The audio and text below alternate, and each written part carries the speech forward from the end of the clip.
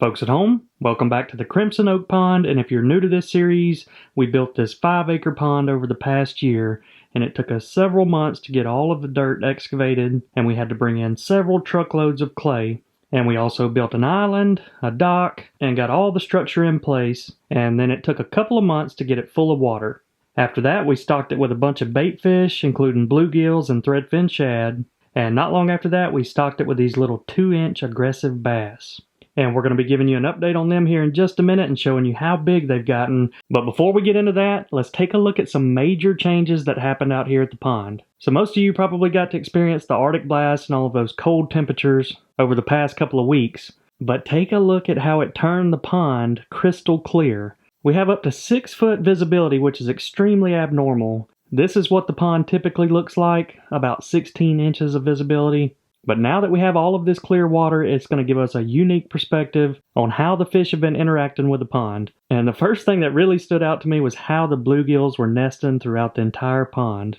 All of those small circles you're seeing are individual bluegill nests.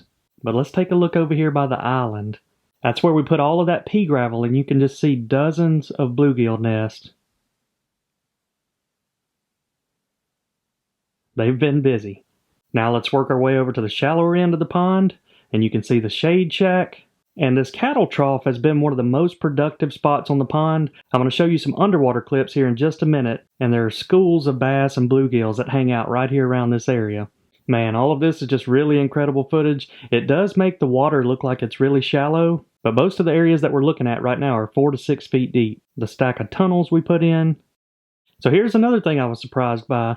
Take a look at how the PVC pipe has bent over time and makes a big S shape. So this is the pipe that we use to pump the water from the well into the pond.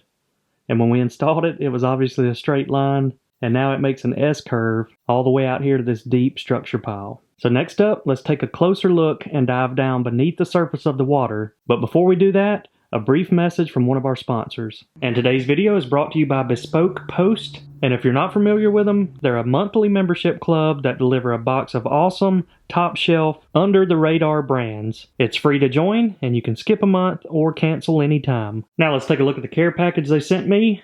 First up, we got a knife. It's got some really cool patterns on that. And you guys know how much I love knives. Can never have enough of them out here at the farm. Love the looks of that one. Next up, we have a trail box, and if I'm not mistaken, this is like a survival kit. And right out of the gate, we've got a Surviving the Great Outdoors book. And you know, I've even thought about doing a survival challenge video out here on the farm or either on the island in the pond. So you guys will have to let me know if you're interested in that. May have to get some tips out of this book. It also comes with a commando wire saw, and 90% of the products come from small brands, many of which are based right here in the US.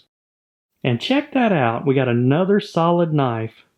I'm already loving this box. I'll be putting these things to use, so I use knives every day out here. So I'm very impressed with what I got in my box. I love the outdoor survival kit theme. And every awesome box has around $70 worth of goods inside, but only cost you a fraction of the value. And a really good feature is that you can preview the box before they send it. And if you don't like what's in it, you can swap it for another box or skip the month altogether. But if you guys want to get 20% off your first box, click the link in the video description and enter BamaBass20. And you can see all of their available boxes on their website. And if you scroll down to the bottom and hit Get Started, you can answer a few questions in a quick quiz that'll help them get the perfect boxes dialed in for your specific interest. And come on, folks, they can even deliver oysters to your door. You gotta love it. So as we've seen in the past, the pond is always attracting new wildlife, so it's time to introduce you to some of the latest members to show up. So this one's become a regular here recently, and it's a juvenile bald eagle that usually stops by early in the morning. And in the past, we've seen him swooping down trying to grab one of the bluegills when the feeders go off. But take a look at this recent footage. He was even fooled by the duck decoys as he tried to go down and have a duck snack.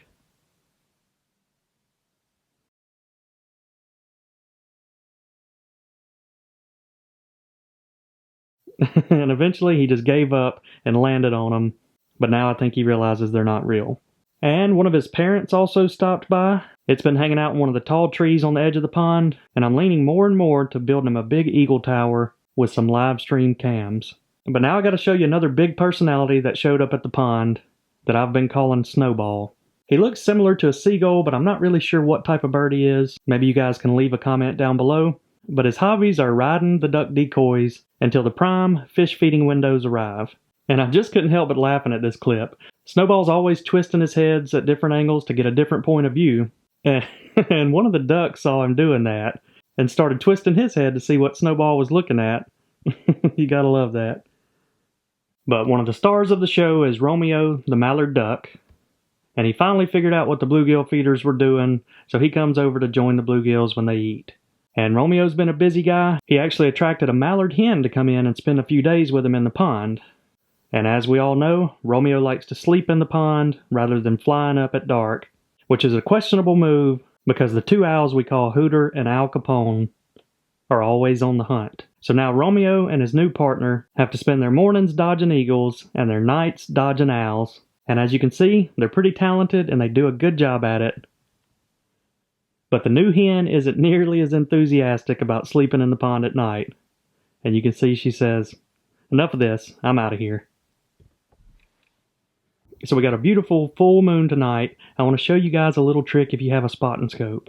You can basically pair that with the zoom on an iPhone and get some pretty incredible shots of the moon. That's pretty wild. It almost looks like there's some big craters, or maybe there were some collisions in the past.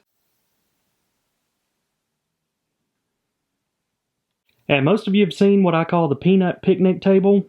I put out peanuts, pecans, Brazil nuts, sunflower seeds, and pistachios. And usually I'm trying to lure out the squirrels or raccoons, but this time I'm going to put it a little closer to the pond and see what's coming around here at night. So the first thing I noticed is we have a lot of deer that walk through the pond.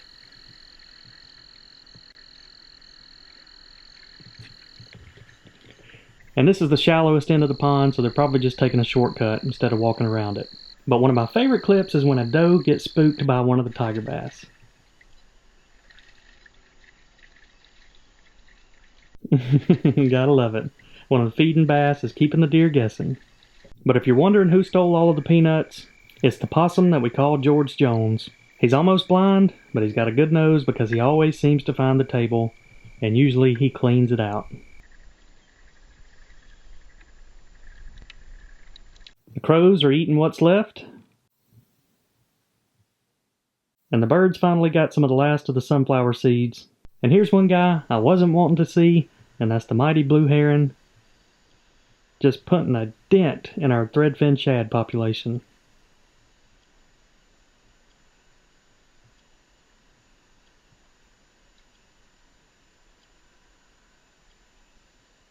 Man, he's a sharpshooter. Doesn't take him long to catch him.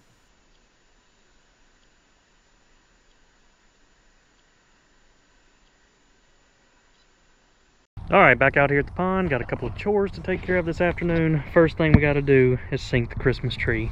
We're going to put it right out there on the island, and if you can see right out there on the edge, we have last year's Christmas tree out there. So we're going to put it out there in that area. And then next up, we got to refill the fish feeders.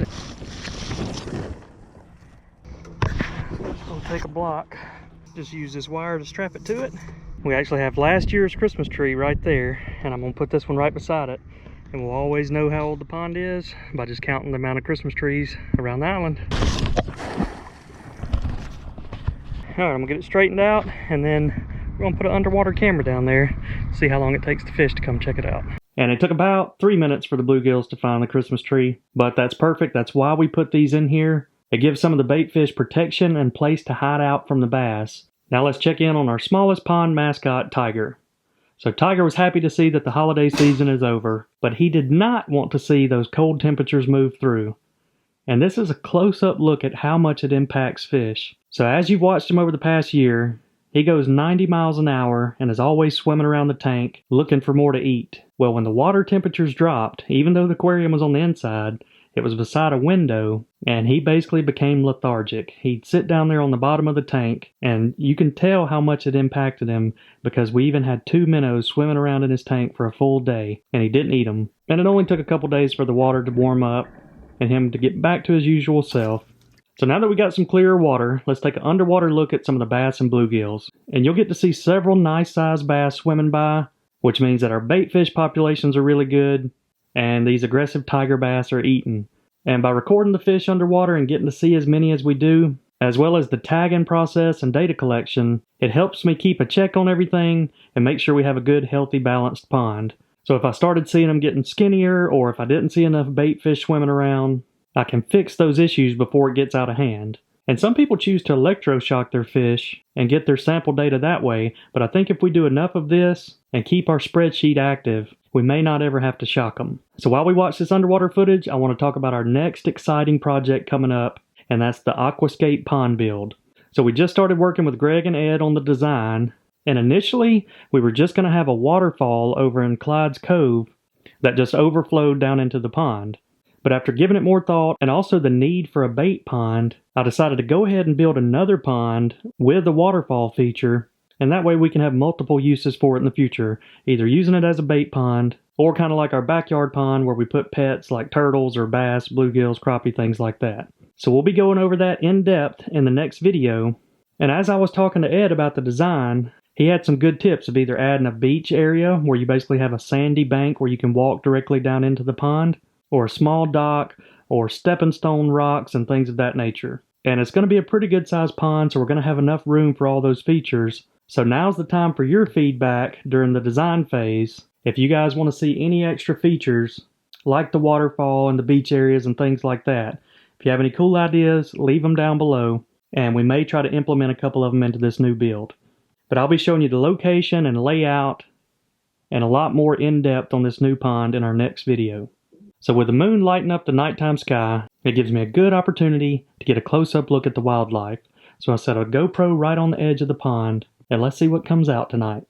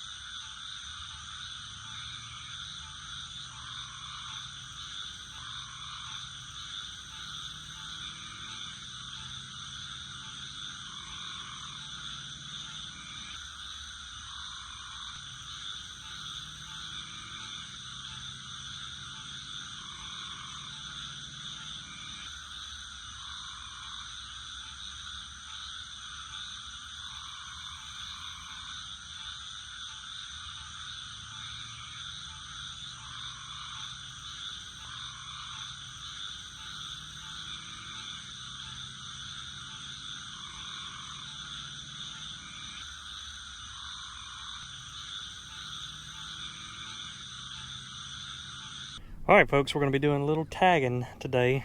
We got our pit tagger right here, our scanner, got the lizard out, so we're going to catch a few of these bass, check them and see if they already have a tag in, and if not, tag them.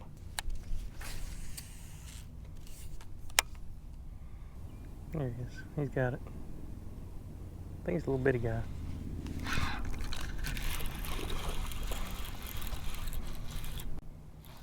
Let's see. Yep. Come on up here.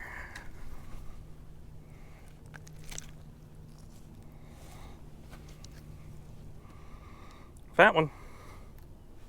Healthy. Alright, we got Sarah, my helper, out here today. She's gonna help us tag him. Alright, we're gonna scan him to make sure he doesn't already have a tag. So this guy's right at 12 inches long. Alright, this one is 9792. Hi, fishy. Woo! Yo, you flipped upside down. He was ready to go, wasn't he? Yeah. Oh, you got one. You got one. You got one, Sarah. Ooh, look at you go, girl. That's a big one. That's gonna pull you in. Look at her with her legs crossed. That's a big one, Sarah. Wow. It's trying to swim away. He is trying to swim away. All right, I'm gonna help you right here. He gets up here. Good job. Look at you go. That's a giant one. Yeah. Yeah, you did it all by yourself. Yay. Should we tag that one? Do you want to tag him? Yeah. Okay, we'll tag him. All right, Sarah's bluegill is 9991. That's the first bluegill I've ever tagged. All right, Sarah, we're about to let him go. Bye. You can touch him. Tell him bye-bye. Bye-bye, Gilly. Right. Oh, she wants to name him Gilly. There he goes. He's swimming into the grass. You want to push him off? Oh, there he goes. He's back out to the deep water.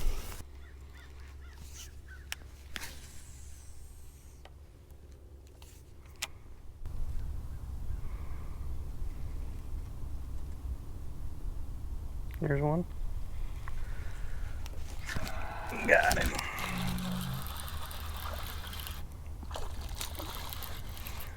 Still haven't gotten any bigger ones, but it's almost guaranteed if you come over here by the oak throne, something's gonna bite. I know there's some in there much bigger than that, but probably a male. Scan him, no tag. 11.5 inches, and he is 0036. All right, little guy, you need to head out there and eat and catch up with the rest of them.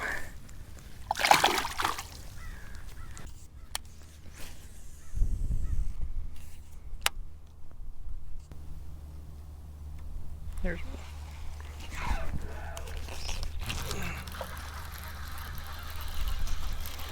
This one's a little better. Probably the biggest one of the day. Oh yeah. It's a nice one. Alright, this one is 12.5 inches. Scanning it and make sure we don't have any tags. Alright, and this big girl is 96.43. But here's a quick look at our updated spreadsheet. If you're not familiar with the contest, you can go back and look at some of our previous videos. But basically, I'm just letting you guys name the first 100 bass. And if I select one of your names, you'll get added to this list, and your fish will compete for prizes in the future. So now a quick update on the bluegill feeders. So all the biologists I talked to said, in the wintertime, either just let them run out of pellets or turn them off, because once those water temps get really cold, the bluegills won't be eaten. And during that Arctic storm, that was definitely the case. It completely shut down all the fish feeding activity, but to my surprise, a couple of days after the storm passed and the sun started shining again, the bluegills came back out to eat. And that's pretty wild, in my opinion, that the fish are still eating this good into January, because what that means is we have an extremely long growing season. Because bass and bluegills will only grow when the water temperature is above a certain point, and with the pond being located down here on the coast and us having warmer than average temperatures, these fish are going to eat maybe 11 months out of the year, which leads to an expensive food bill, but it also means this pond should turn out some giant fish. So I'll take that trade-off any day. So I saw something strange when I got to the pond today. There was a lot of floating algae out here, and my best guess is that the cold weather has killed some of it off, and it's floating up to the surface and hopefully going to die off. Now there is another scenario where the clear water is allowing the sun to penetrate and grow a lot more algae, but hopefully with these colder temperatures that's not the case. But if any of you have this type of algae in your pond or know what it is, please let me know. And another thing I love about the clear water, it lets you see all of your bait fish populations, and we still have no shortage of shad. We stocked 10,000 threadfin shad about 10 months ago, and there's still huge schools of them in here. If these make it till April, they'll spawn again and keep sustaining themselves each year. And we've had some of you ask about our tank cleaning process in the past, and one of the biggest tips I can give you is just do regular water changes. We try to do one every week, and we'll either change out 50 and sometimes up to 75% of the water, as well as clean that gravel and substrate. So now that we got the tanks filled back up, it's time to feed the most aggressive bass in the world, Mr. Moby.